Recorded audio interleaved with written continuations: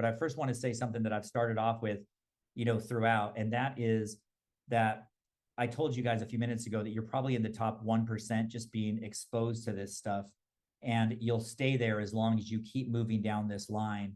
And what you're seeing in the world, if you're paying attention, it's remarkable, even how many people, CEOs and epics in tech, are just not jumping on this as a top priority. They're really missing an opportunity. So I'm going to keep shaking the epics baby. But what's happening right now is you're seeing basically, this came out, right? Obviously, the whole world had known these if-then bots when you're chatting with somebody.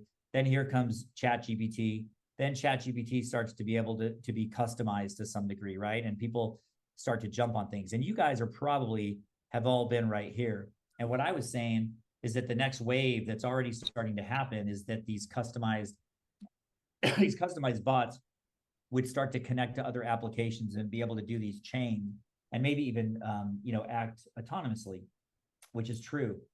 But what you guys don't know, unless you've been on these calls, is that we're over here. Epics as a company, myself and a couple of others in this network are right here.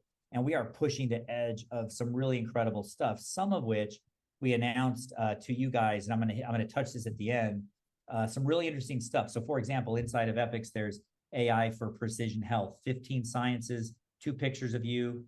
All these sciences start to weave together and it starts to predict your genetics, which is really incredible. It is you and your biology. Then you come down here and we just announced an executive management team that knows your business and is only going to get smarter. And these guys can talk to each other, including, by the way, a CFO.